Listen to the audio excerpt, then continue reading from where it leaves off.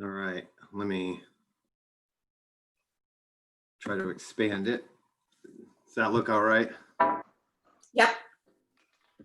All right, so I'm going to talk a little bit about water quality and seabirds. It's a problem that we're seeing here over the last few years. So this talk is kind of going to be a chronology of what we've been seeing really post Hurricane Irma. After Hurricane Irma came, we all know what happened after that with the red tide that kind of has a grip on Southwest Florida and doesn't seem to want to let go. And some other issues that the seabirds face here. So I'm going to talk a little bit about that and start in probably in 2018. The first thing I want to show, though, is a map. This is a pre-development map of this area. In the pinkish purple, these are short hydro period wetlands. So this is really, these are the kidneys of this area. This is what cleans water that's on the landscape, water that's traveling through the landscape towards the Gulf of Mexico. And this is kind of what it looked like before development. Here's a map of 2004 cover map. This is 80% loss of short hydro period wetlands. So I think when we talk about water quality here, we need to look at how the water is being transported across the landscape. So all of these areas would normally hold water, and now we just don't have a lot of these wetlands anymore. And because of the way we develop the land, we need to rush the water off the landscape. We don't want houses to flood, obviously. We don't want businesses to flood. So we need to move that water quickly off the landscape and into the Gulf of Mexico, really. So it's not having a chance to have nutrients stripped from it, from vegetation on land. It's ending up in the water. And then when it ends up in the water, you know, there's some pretty good science out there saying that near shore nutrients and algae don't mix well. It doesn't bode well. So we all know in 2018, this is what we started to see on the beaches. You can see a little bit, some dead fish along the shore. I mean, this was the beginning of that really, really big red tide that really hasn't released its grip on us quite yet fully. We were seeing fish from offshore, watching in, you know, small amounts early on in this. And then, you know, as we all know, it started picking up. We started seeing this sign a lot, at least for me. I started here in 2015. Red tide was a thing we dealt with a couple days in the winter, first few winters I was here. And then after 2017, it seemed like it turned into a much bigger problem. So this sign we see everywhere. I like to put this up here just to show that this is something that visitors see often, but also that second bullet point there, naturally occurring, which is true. Red tide is naturally occurring. What I think we need to do better on with the messaging is that we're exacerbating these blooms, size and duration and severity. So when people just read that bullet point, naturally occurring, while it's not a lie at all, it doesn't tell the whole truth, in my opinion. Like I said, I think there is good science that says that nutrients cause these blooms to get bigger, to last longer, and it does more damage. So I think when people read this, they feel bad. There's lots of wildlife dying, like we all know, but they think that there's nothing we can do because it's natural, where I don't necessarily believe that's true. The state is doing things now. There are committees and there's studies happening to try to figure this problem out, but it's something that we should think about with the messaging, that we need to let people know that there are things that could be done. And we need to, you know, try to promote a message of that we all have a responsibility here with water quality. We can't just blame one source for nutrients. It's not a one source issue. It's everything that's coming off the land and going into the water, whether it's from your yard, a golf course, an agricultural area. All of those things play a role in what ends up in the Gulf of Mexico. And then we can see this is how that summer progressed. A lot of these pictures in this presentation are not pleasant. They will end more pleasant, but for a minute here, it's kind of just going to show what we were seeing. So this is further along in the summer of 2018. A little close up. So we were starting to see large groups, large rafts of dead fish. It was getting worse and worse and worse. And also large fish like tarpon. So it wasn't just affecting the small fish in the food chain. It was bioaccumulating up the food chain and into larger fish like this. What I was doing during this summer, I was down here on Marco Island. I have a research project working with black skimmers.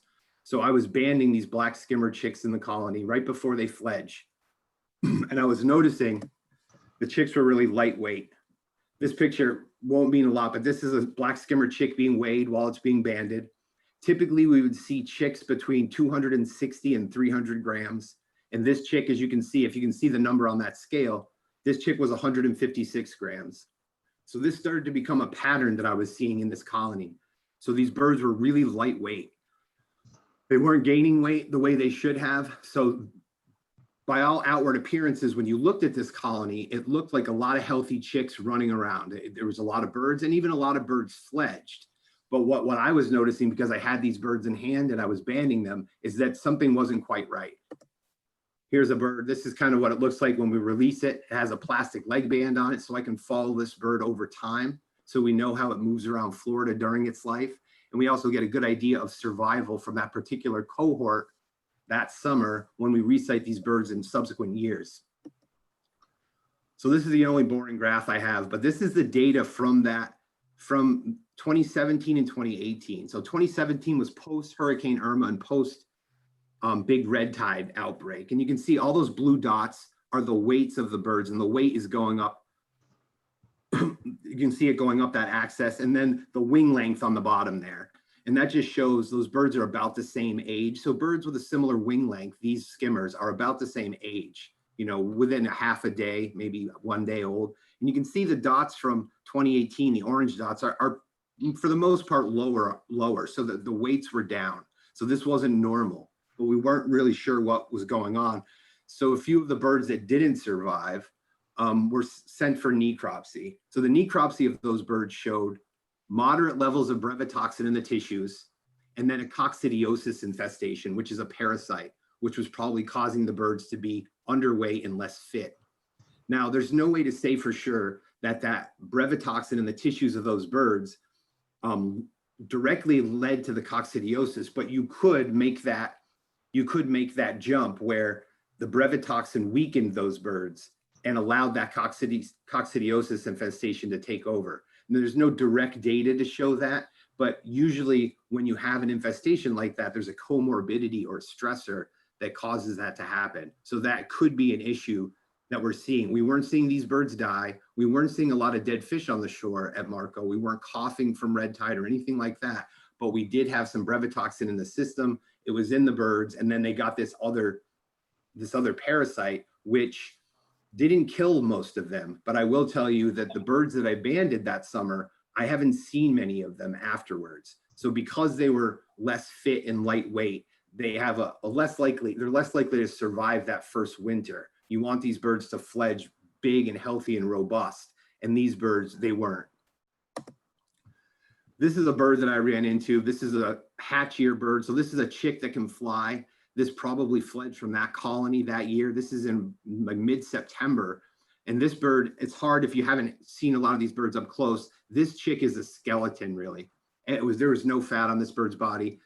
You can see how it's all sunken in under its chin, around its chest. This bird did not survive. It was euthanized at the Conservancy of Southwest Florida.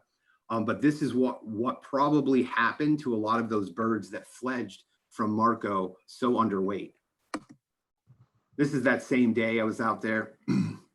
We picked up 3 birds in just this one little shoal that were all experiencing this some sort of illness from red tide. The 2 terns were probably red tide, and then there's that same skimmer chick. Fast forward 2018. This is October 2018. So this is just a portion of a tern flock that was on Marco Island in October of 2018. Over 10,000 birds that were roosting on the beach. Some of these were birds that got picked up and pushed on shore when Hurricane Michael went by, but they were there for a while. We started noticing, we weren't experiencing a whole lot of red tide at the time, but we did start noticing occasionally. You can see here near these chairs on the beach, there's a dead tern there. We started seeing slow trickles of something happening. This is kind of a close-up of what we started to see. It was one bird here, one bird there. Not too alarming. When you have 10,000 terns on the beach, you're bound to see some sort of mortality. and it started getting to be more and more and more. And then we were seeing them by the water. We were seeing them high on the beach. We were starting to see, and then we started thinking that something was going on. Fast forward to the first middle of November, I was going to the beach 3 times a day and filling a big plastic bin with sick terns every time I went. And I did that for about 5 or 6 weeks. So I would go first thing in the morning, I would go at like noon, I would go in the afternoon. I was trying to get as many of these birds as I could to try to get them to the Conservancy to see if they could do something to help them, because they were getting sick at an alarming rate. I mean, a really alarming. It was hundreds of birds. And a lot of the time I would go in the morning, I would collect all the sick birds that I could find. But when I went back at noon, there were dead birds that weren't there in the morning and more sick birds. And then I would go back in the afternoon and there was more dead birds on the beach and then sick birds that weren't there in the morning. So this was happening really rapidly. And it's not something that I had ever seen before necessarily. It was just a little bit different than any mortality event that I had seen. So what ended up happening with a lot of these birds is a lot of them were sent to a lab in Georgia to have full necropsies, all the pathology done. It took a long time to figure out what was wrong with these birds and to culture the bacteria in these birds. But and we ended up finding was, again, there was moderate levels of brevetoxin in the bird's tissues from red tide exposure, and also a Pastorella bacteria, one really similar to something called Biscard taxon 40. And that caused a rapid decline in health of these birds. And ultimately they died. Most of them died. I think there was a 98% mortality rate during this. So again, that's a bacteria. I mean, it's that Pastorella bacteria is a bacteria that's out there. It's often seen in birds when it's seen, but it's not that common to see it in such a large mortality event. And again, while there's no direct link that you can actually make, but one of the theories is that brevetoxin again is weakening those birds and allowing these other bacteria to take over, because we all know lots of these bacteria that can harm even us are out there in the environment. We run into them every day, but we very rarely have a problem with them. The problems come when you have something else weakening your system, and then these bacteria have a chance to take hold. So this was a big mortality event. It's hard to say how many birds died. That flock was 10,000 birds. Probably when this was all over, that flock was less than 1,000, but a lot of those birds could have left as well. This is not necessarily, we're not necessarily saying that all of those birds died from this illness, because we don't know that, and there's no way for us to know that. But we do know that it affected many of the birds on the beach, and it killed them alarmingly quickly. And again, there could be a link to brevetoxin in these birds. And I think just the fact that it might be the case, it's worth looking into further. And just so we get a better understanding of how long-term exposure to red tide, or how moderate levels of red tide, when there's not a bunch of dead fish on the beach and everybody's not coughing, there could still be impacts that we don't really have a good understanding of. And maybe there isn't, but it's worth looking into further.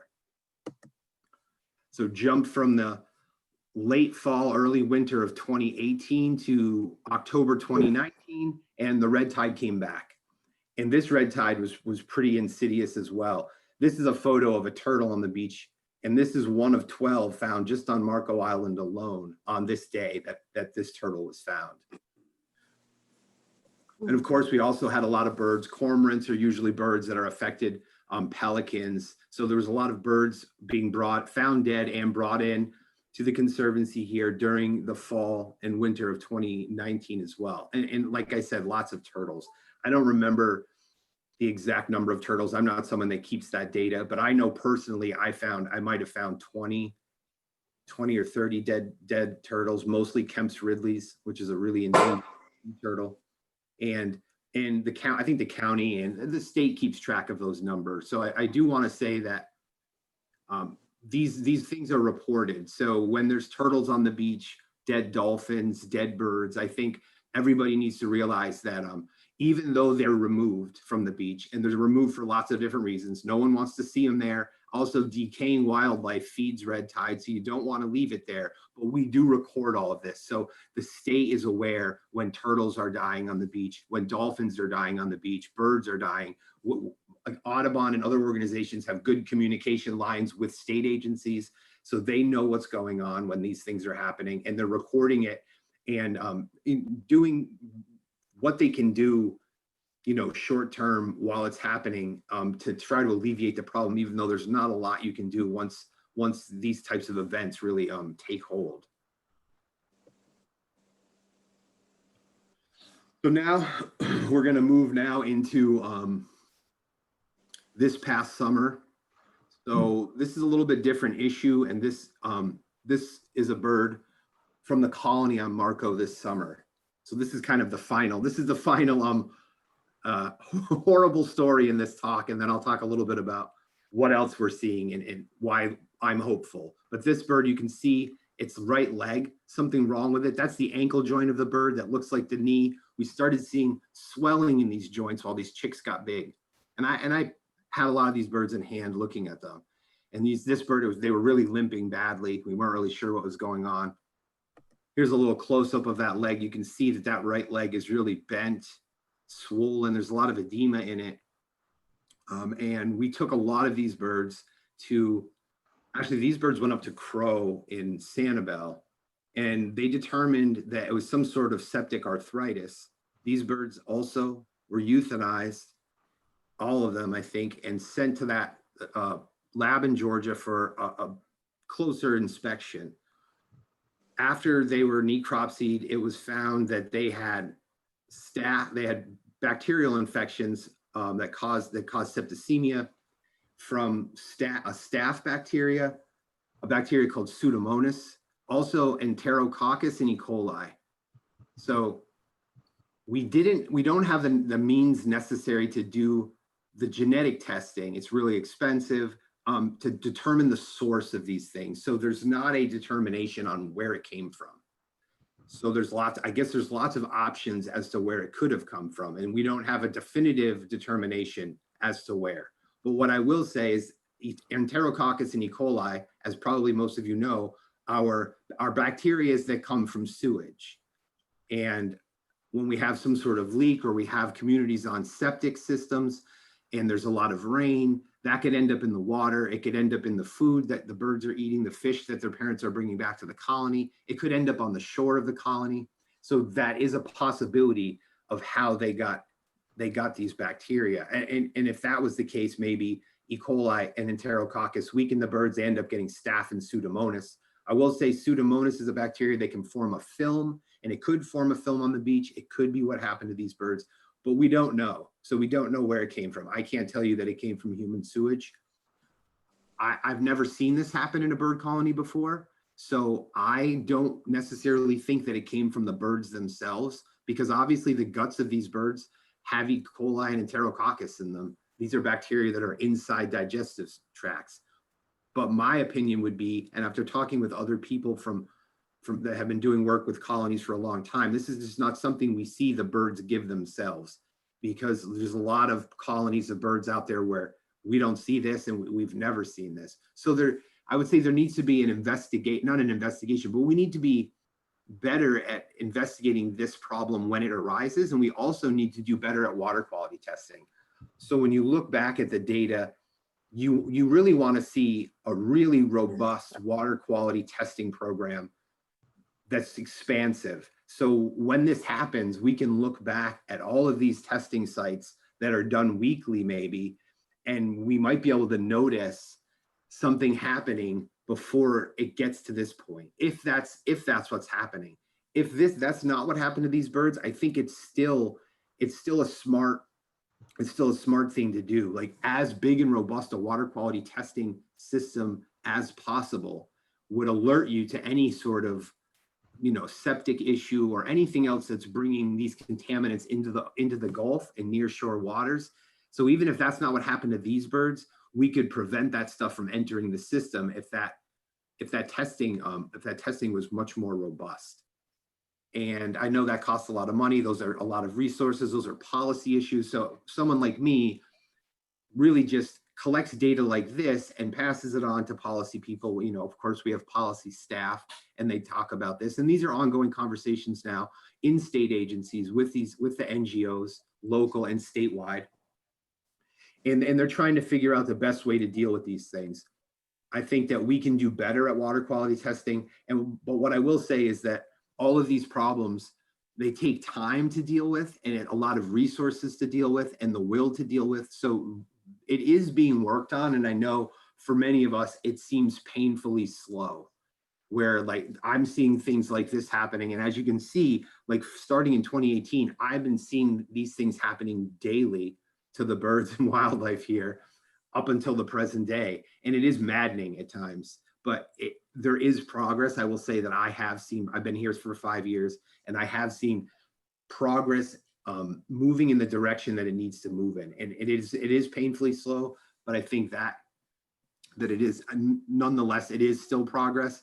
I just think that we need to do a better job educating the public as far as that we all play a role in this. So we can't, it's easy, and maybe some people play a larger role than others, but it's easy for people to say big sugar causes red tide. That's easy. And that means that I don't have any responsibility. If we fix that, this is all going to go away. And what I would say is it isn't going to go away. If they don't divert any water from Lake Okeechobee into the Gulf, red tide's not going away. There's plenty of nutrients coming off the sand that are coming off the landscape aside from that are causing, that help exacerbate this problem. And there weren't any big releases in the fall of 2019 last year when all those turtles died. So that all those nutrients came from somewhere else. So I think we all need to think about it, and we need to, I guess, spread the blame equally and work like as a big group to try to make this better, because the water down here is the lifeblood of Southwest Florida, and it can't get fouled any more than it is right now. It just wouldn't be good for the wildlife. It won't be good for the people here. It's not good for the economy. So it's really an issue that involves environmentalists, policymakers, local business owners. So it's a problem that kind of surrounds everything here. And no matter what you do, this is a problem that you should care about and want to be a part of finding a good solution to it. And then here's what's happening currently. This is a picture from Marco Island, but I've seen this on Barefoot Beach, the Naples beaches, the canals on Marco. There's been a red tide bloom that's kind of sporadic. It's like here or there. Sometimes on the beach you're noticing it, sometimes you're not. It depends on the wind, depends on what beach you're on any given day. I will say on the 19th, I saw some aerial imagery from Naples and Key Waden where there was patchy large blooms just offshore. So a west wind could blow that up on the beach and impact Key Waden or the Naples beaches, where maybe it's not impacting Bonita as much, or maybe not impacting south of Marco as much. And then the winds and tides, currents shift these blooms around. So it's impacting different areas at different times. But again, we're seeing red tide again this year. And it's pretty bad. We're starting to see more and more birds now this winter. We haven't seen as many of turtles or dolphins or things like that, but we are pretty in the grip of another red tide now. So I will say what's hopeful about all of this is that the beaches here are really good. It's good habitat that we have where we have these colonies, and we're producing, if we don't run into any issues, we're producing lots of chicks. So in Collier County, we have some of the best productivity in the breeding colonies of anywhere. I mean, it's really, really good. So here's a picture. This is just a skimmer chick with an adult on Marco Island. And with this banding program that I'm doing, I am also seeing hopeful signs. And this has come a long way even since I've been here. We have a Florida Shorebird Alliance in this state, where it's groups of people, colony managers, FWC, DEP, Audubon, Florida, where I work. I'm Audubon, the Western Everglades, all sorts of organizations and are part of this big alliance. And it's a big group that's kind of protecting shorebirds, monitoring shorebirds, trying to make it better for shorebirds on the beaches of Florida. And over the last several years, this has become a really robust group. We're monitoring colonies all over the state, and we're seeing some really positive signs. So here, This bird here, the one facing the camera, is bird C48. That's the name of that bird as far as I'm concerned. That's the band number you can see on its leg. This picture was taken probably a couple of weeks after this bird was banded in 2017 on Marco Island. Fast forward 3 years, black skimmers start breeding in year 3. Here's C48 again as an adult bird, feeding a chick of its own on Marco Island.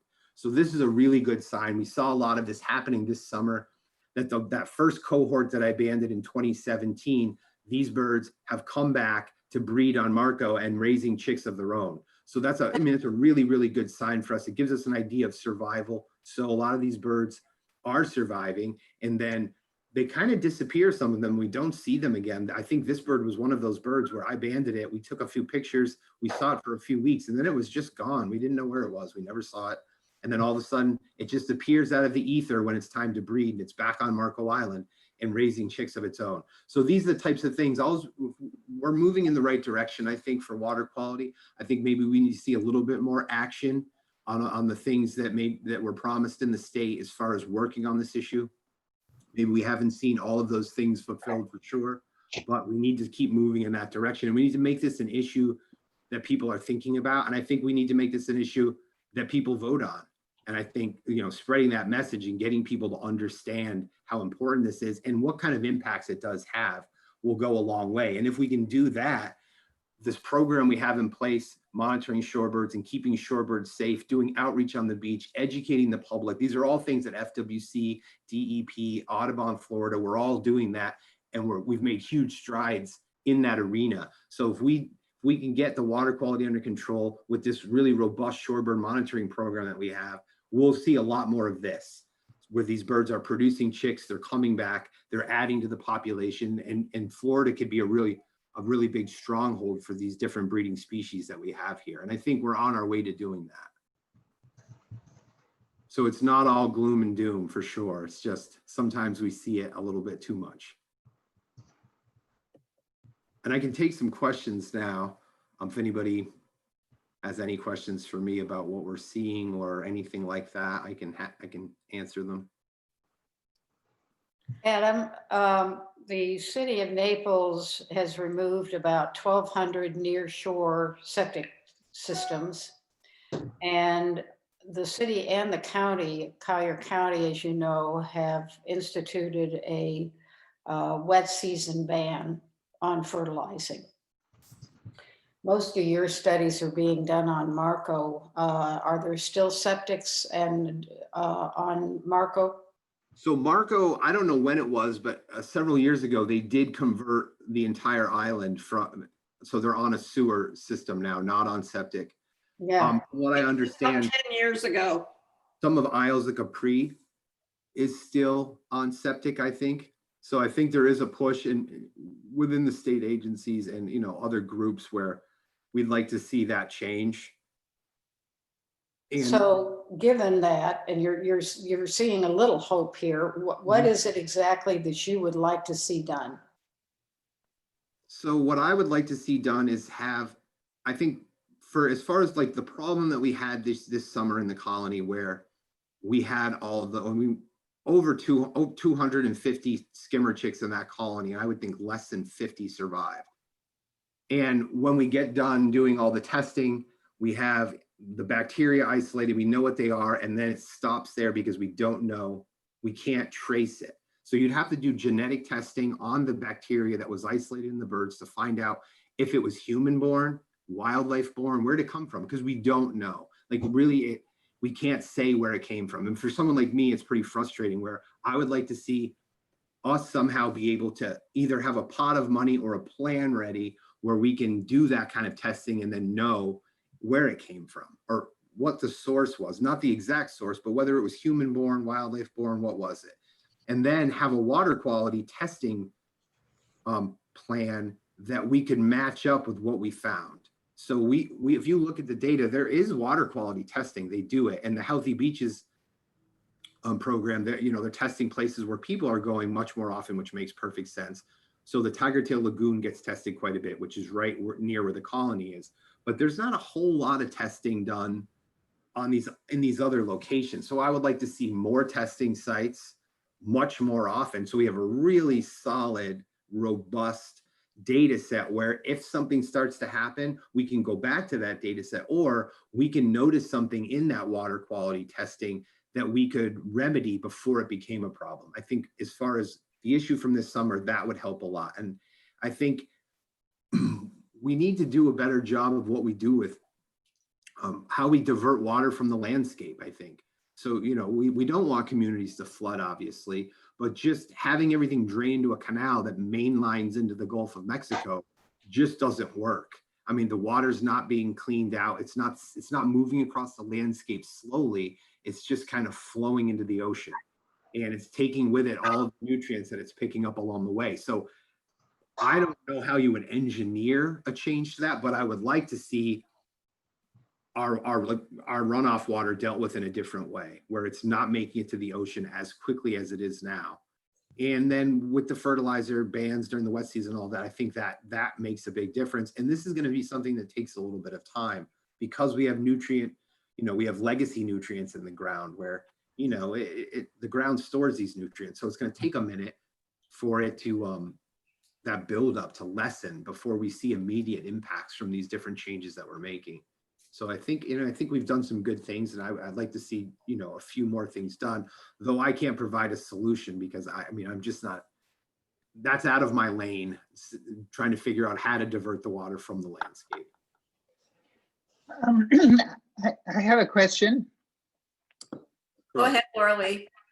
Well, I do remember when the Gulf Shore homeowners were concerned about the re-landscaping and the redoing of the roads and how it was going to impact them. There was quite Save Gulf Shore and all this sort of stuff. And I contacted one of our city council members and said, why don't we get someone like an Ellen Getz to come here and educate those people about creating greater landscape, better landscape solutions where you create more plant life and more things like that for runoff. And you have to start at municipalities. You have to start with building codes. You have to start with that kind of thing to make a difference in this department. And that's going to take some serious thought and serious organizing, because it just is beyond my comprehension that in all this time that Naples has developed, there's never been any thought given to this sort of thing, or it's just sort of has to be part of the building codes. And I don't really think it is. And Linda, you could speak to that better than I could. Yeah, well, we were, we've taken a baby step with the wet season ban, but the truth of the matter is, and we've said this for years, that people in Naples and every place else just have to get used to the fact that we do not have to have beautiful lawns. We can do xeriscaping. We may have to have some weeds from time to time. Overall, that is going to start to change the water quality of, near shore. And so there you are. I believe we don't need to fertilize. Could I ask a question? Bill Mitch has already proven that there's enough nitrogen coming in rainwater. Rainwater alone has enough nitrogen and not phosphorus, but it has enough nitrogen in it that we do not need to be fertilizing. Our soil has fertilizer. We don't need any phosphorus. Phosphorus is a natural element that is in South Florida soils. And Judy, I think excuse me, Adam, but this is I think to your talk, because you talked about golf courses. Now, Judy, you did a study on golf courses, and what did you find?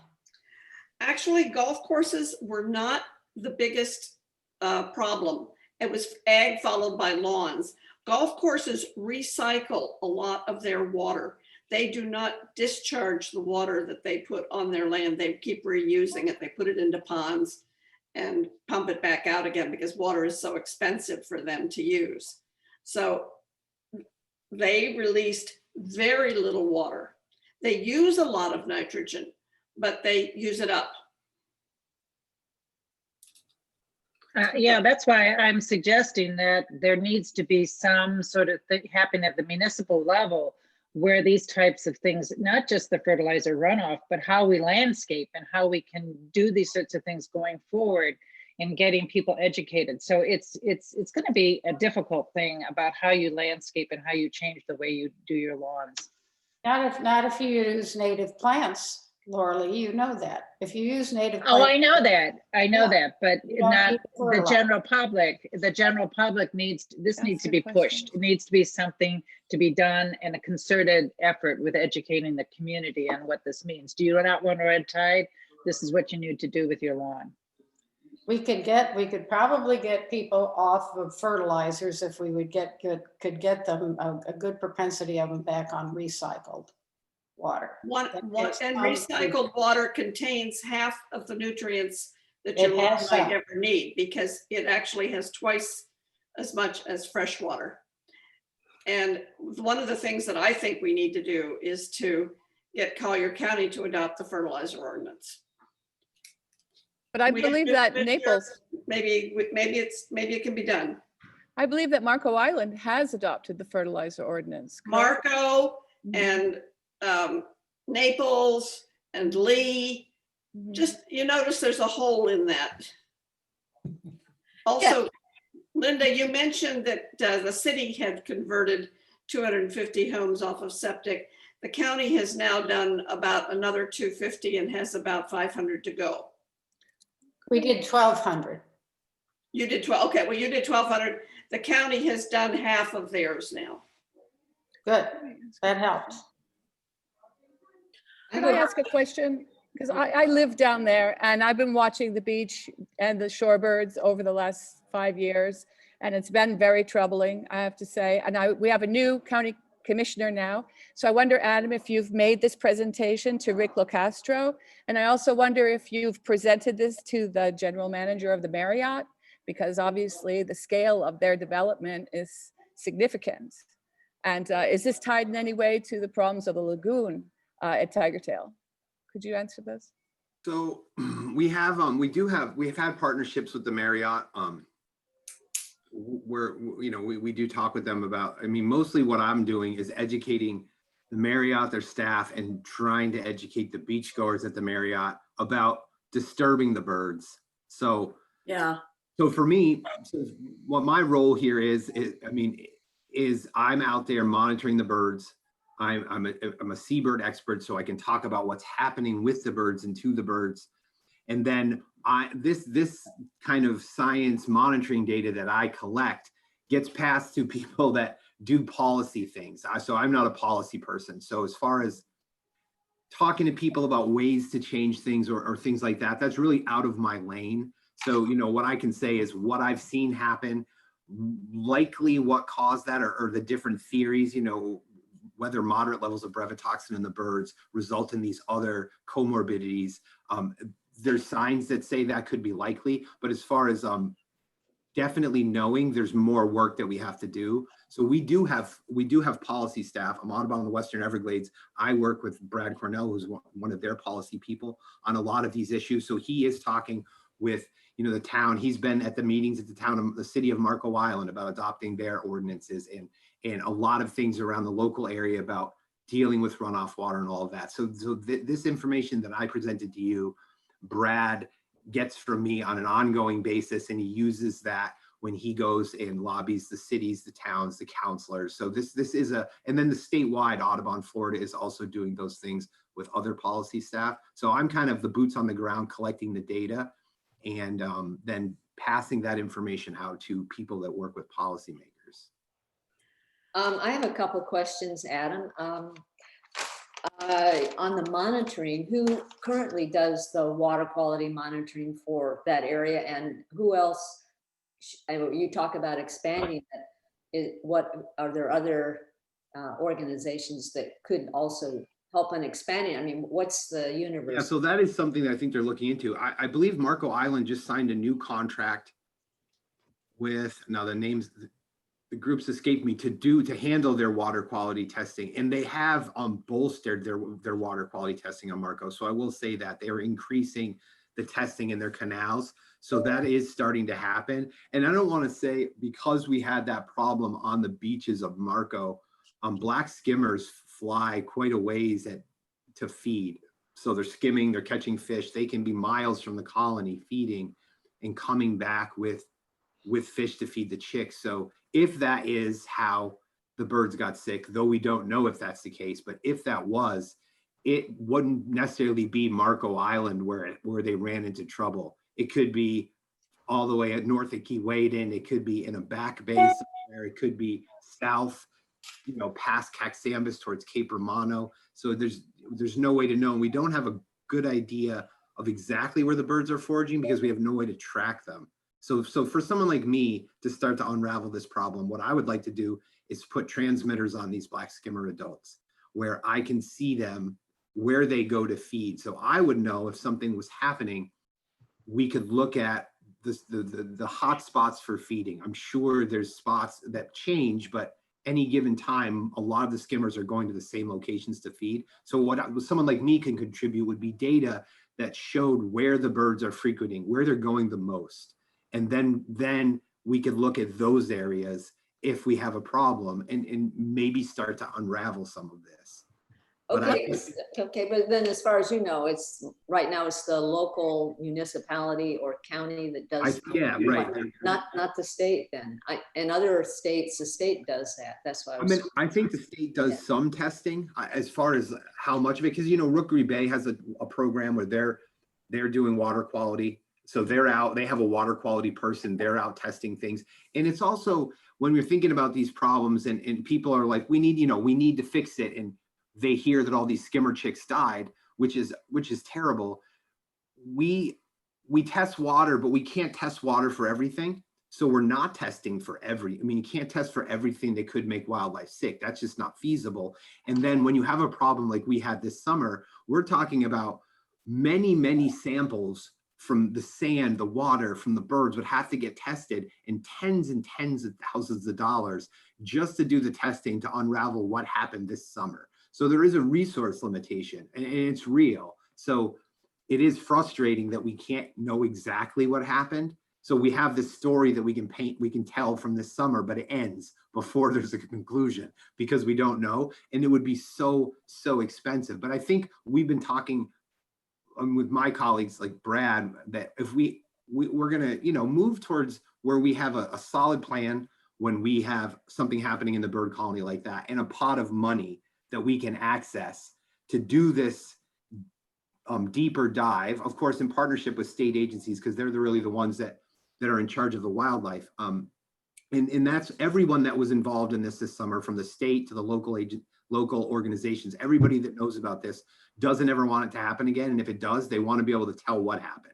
So there is work being done to make sure that next time we know what we have to do and the resources we need to put in place to be able to get to the point where we can say, this is where these bacteria came from. And if we knew that, then we could look for sources. Not knowing that, it's kind of, we'd be flying blind trying to figure out where that came from.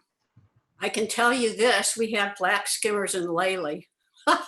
Oh, and skimming in the ponds there? Yes. That's pretty. Also, I've been involved with the Purple Martin group here, and they did partner with, I can't remember who, I can find out, to put transmitters on the Purple Martins, because the Purple Martin people are doing a lot of tracking of where these birds go. So at least I know where we can find out who put the transmitters on. Or do you know that already? I don't know who did those transmitters. No, but I know you wouldn't. I can put transmitters on blacks. Okay. I'm a master bird bander as well. So I've done a lot of bird banding. So I could get that on a permit. What kind of money are you talking about? Well, there's a lot of steps to be able to, you need to get a proposal approved to put these transmitters on the bird. So you always have to think about what kind of disturbance you're causing and the impact on the bird to do the study, and then weigh that with what you might learn. And we want to do it where we're not negatively impacting a breeding colony. So there would be a lot to talk about, a lot to look at. And sometimes you get to the end of that conversation and you realize that the disturbance isn't worth what you're going to learn. So you once you get through that process, if you can figure it out and get a permit approved, then probably about $1,200 a tag, maybe. So if you got to the point where you're putting transmitters on birds, you would need a robust enough sample to be able to say something. Right. And however many birds that was, times about $1,200 each. Okay. And how about the, oh God, what was the other? Oh, the pot of money you need to test them for where the E. coli is coming from and where the other Right, things. so I can talk about this. It's going to be obvious as a layman. So I know that it's tens of thousands of dollars, and it's lots and lots of samples. So it's dozens of samples, thousands of dollars to do the testing on each sample. So I guess it was, yeah, So a lot, like a budget item, an item in a budget, like I think is the best way to go about that. I think policy people are saying, you know, if we had some kind of line item in the budget that put money aside, because this could be a problem that happens in multiple places or in the state where you might want to take a deeper dive. It's kind of like when there's a red tide outbreak and we're seeing dead birds on the beach. So the state doesn't take all those birds and test them, only because we know there's a red tide outbreak. And we can reasonably come to a conclusion that red tide did it, rather than test dozens of birds and spend all of that money to probably get an answer that we already know. So you know, there's been a lot of talk about not testing everything that dies, but one of the reasons why is resources are limited, and we can make a good scientific guess that during a red tide outbreak, a lot of the mortality is red tide related. So, all right. Any more questions from our group? I have a question kind of the other direction from big pots of money and universal things. What can individual people do that would make a positive difference? You know, knowing that many people making small changes can have the same impact as very large things. So I guess the big thing that I would say, something that I would always push anywhere, no matter where I was turning your yard into a bird-friendly community, which would mean, you know, maybe not having a lawn. I mean, I don't think, you know, I'm like, when you think about it, I think lawns are kind of a strange monoculture anyway. We do seem to really like monocultures, but if you had a bird-friendly community in your yard, you would get beneficial. Well, the plants would use less water because they're supposed to live here, so they're much easier to take care of. They attract native insects, native birds. So not only are you reducing your impact as far as nutrient pollution, you're also providing habitat for you know, songbirds that might be passing through on migration, and insects and all these things. And I would say you can look at National Audubon has a bird friendly community initiative. So you could go on the National Audubon's webpage and look at their bird friendly communities tips and tricks and things like that. And I think that would make that alone would make a huge difference. And I would say, when you're going to go to the voting booth, if this is an issue that you care about, and this isn't a partisan statement, I would look at all the candidates and find the ones that are talking about these things and talking about it in a serious way, whether they be Republicans or Democrats. And if you find a candidate that's, you know, that's talking about water quality and it seems that they're serious, I think we can do a lot with a vote. I mean, I think we've seen that recently, that you can have huge impact with your vote. And I think that that's something that people, if that's an issue that you care about, that's something you should research when you're voting for a candidate, because this is going to be a problem moving forward. I mean, there's more and more people, of course, people are going to move to Florida. We're not putting up, you know, barriers to keep people out. And if we need to manage that increasing population in a smart, environmentally conscious way. So I think that our elected officials are going to play a big role in that, setting that tone. So I think that's something else you can do. Use your vote in your voice, and then also, you know, plant a bird-friendly yard, and you'll see cool things like painted buntings and things like that, and you won't be polluting the ocean as much. So I think it's a win-win. Thank you. Great. Bonnie?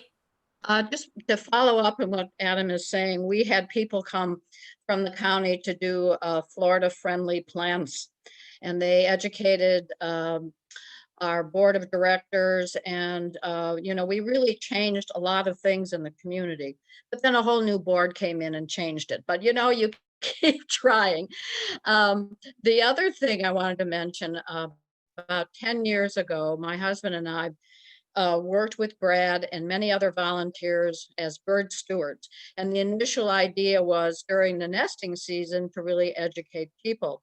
But lots of us continued on just all year round. And that's something anyone of this group can do. You know, a little education on what to talk about when you walk the beach, talk to people. We had t-shirts that said bird stewards, ask me about the birds. And if nothing else, you'll at least help people stop walking through the birds, you know, and harassing them. And then it's an opportunity. Just recently, we were walking the beach and people said, well, can you tell us about the red tide? So it was an opportunity. So, you know, I would encourage people to get involved in that. It's a really simple thing to do. When you walk the beach, just talk to people, tell them what's going on in Florida. So that was a good plug. It's something that I was going to mention is that that stewardship, I'm the manager of that stewardship program during the breeding season. So we do have, I hire a seasonal person that is responsible for taking volunteers out by boat to the colony on Marco Island. They're out there for like about 4-hour shifts twice a day on Saturday and then again on Sunday. And what they're doing is they're kind of stationed by the colony and they're educating the beachgoers as to what's going on out there. We have spotting scopes so you can get a good look at the birds, the chicks, all of the stuff that's going on the beach. And it's a really popular program here, and it really reaches a lot of people. So I've noticed in the past 5 years that people's knowledge of the birds has increased exponentially. So I made a big point to bolster the education as much as I could here. So I do a lot of talks now. I think, you know, maybe 50 a year, maybe more than that. Hour-long presentations about all sorts of things going on here and other places that I've worked, trying to get people interested in the birds. And I've noticed that I have some connections in the local media where we get a lot of stories written about the birds. So that's a big help. But the stewardship program, anybody can volunteer for that in the summer. I'll be sending out emails soon, letting people know that we're gearing up. And of course, now it's a little bit different now because of a pandemic and things like that. So we take different precautions. The group sizes have changed, but we will be doing outreach on the beach. And during the winter, Audubon of the Western Everglades has a biologist that's out at Clam Pass Park and also on Marco and does take volunteers as well, educating people about the winter birds. So walking around the flocks, not scaring them. Clam Pass has the largest wintering flock of black skimmers in the eastern United States. So it's the most important place for black skimmers, probably from November through March. There's thousands of them there, and you won't see that anywhere else on the east coast of the United States at all. So it's a really important area. And Brittany, who's the biologist out there, takes volunteers to Clam Pass, and they do this outreach there, which has made a huge impact. I mean, people are walking around the birds on their own now. We have signage out there. So we've come a long way in the last couple of years here, for sure. Right. Adam, Yep. I was on the Pelican Bay beaches 2 weeks ago with my grandchildren, and the chair people did know not to let us sit near the birds, but they did. When I asked them why, they didn't know. Have you made any outreach to the Pelican Bay people? Right. Yep. So I've done some presentations for their Mangrove Action Group. We do have, Brittany also does outreach there. We have a partnership with Pelican Bay where we go out on their beach as well. Yeah, because I think if the chair people knew a little more, they could be your emissaries, because they certainly were very careful about not letting us sit by the birds and the kids, you know, keeping the kids away. I just wanted to let you know that you have made an impact there.